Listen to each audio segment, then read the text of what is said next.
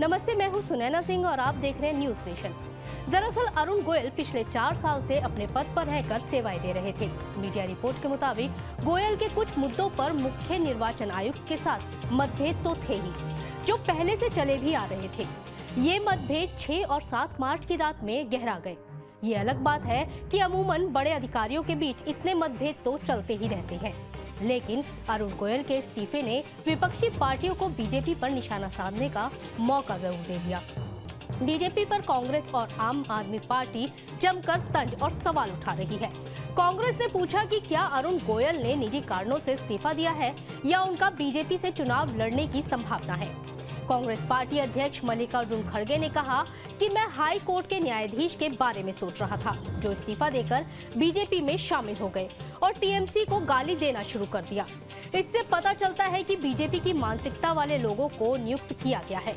अब चुनाव आयुक्त ने इस्तीफा दे दिया है। हमें ये देखने के लिए कुछ वक्त तक इंतजार करना चाहिए कि वो क्या कहते हैं। ये सवाल उठाने वाले मल्लिकार्जुन खड़गे अकेले नहीं हैं। कांग्रेस पार्टी के जयराम रमेश ने कहा कि गोयल के इस्तीफे ने 3 सवाल खड़े कर दिए हैं। क्या उन्होंने निजी कारणों से इस्तीफा दिया है? ने इस्तीफा दिया।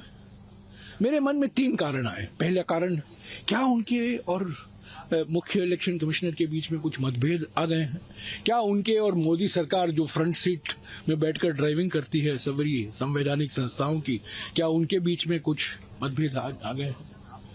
दूसरा मेरे मन में यह आया, व्यक्तिगत कारण हो सकते हैं, व्यक्तिगत कारण बिल्कुल हो सकते हैं उसकी वजह से। पर तीसरा कारण यह भी मेरे मन में आया, अभी कलकत्ता के हाई कोर्ट के जज ने इस्तीफा दे दिया और अगले दिन बीजेपी में वो शामिल हो गए और बीजेपी की चुनाव लड़ने की उन्होंने घोषणा की।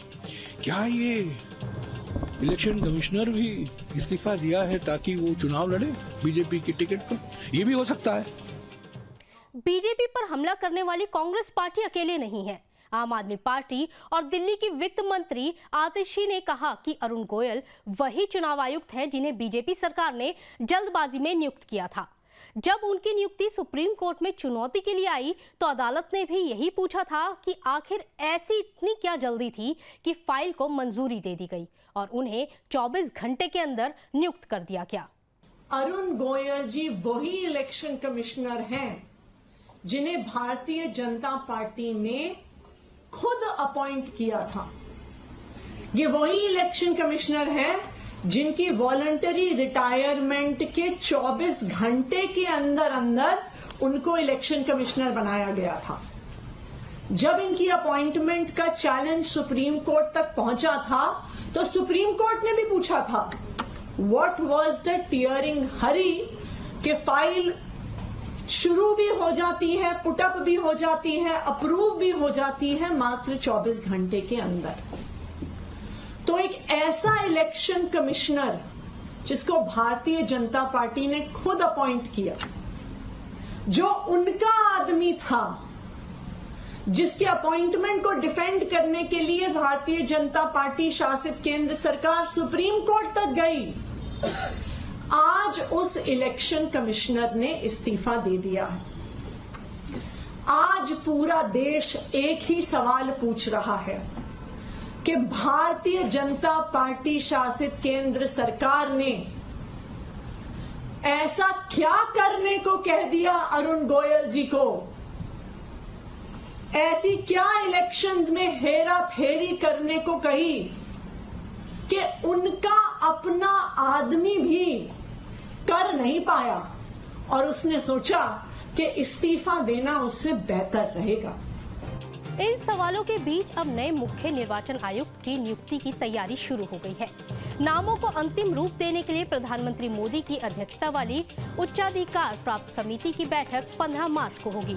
निर्वाचन आयुक्त अनूप चंद्र पांडे की पिछले महीने सेवानिवृत्ति और अरुण गोयल के अचानक इस्तीफे से चुनाव आयुक्तों के 2 पद खाली हो गए हैं।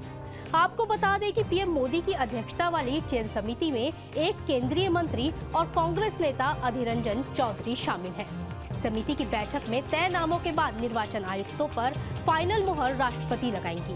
अब सरकार निर्वाचन आयोग में खाली हुए आयुक्तों के पद 15 मार्च तक भरने की कवायद में जुट गई है। अब तक एक ही निर्वाचन आयुक्त की बहाली में जुटी सरकार को आनन फानन में 2 निर्वाचन आयुक्त की बहाली करने की कसरत करनी पड़ रही है। मीडिया रिपोर्ट के मुताबिक सरकार का 6 और 7 अफसरों का पैनल तो पहले से ही तैयार है। सरकार की पूरी कोशिश है कि 2 निर्वाचन आयुक्तों की नियुक्ति चुनाव की घोषणा से पहले हो जाए। सरकार के पास इस बुलेट रफ्तार के अलावा कोई रास्ता भी नहीं है। आपको हमारी ये खबर कैसी लगी हमें कमेंट सेक्शन में जरूर बताएं। और हाँ, चलते चलते एक जरूरी बात, आपको हमारे चैनल पर एक ज्वाइन बटन दिख रहा होगा जिस पर क्लिक करके आप हमारी पेड मेंबरशिप ले सकते हैं। ज्यादा जानकारी आपको बटन पर क्लिक करके मिल जाएगी। तो देश और दुनिया की तमाम खबरों को जानने के लिए बने रहें न्यूज़ नेशन के साथ। नमस्ते।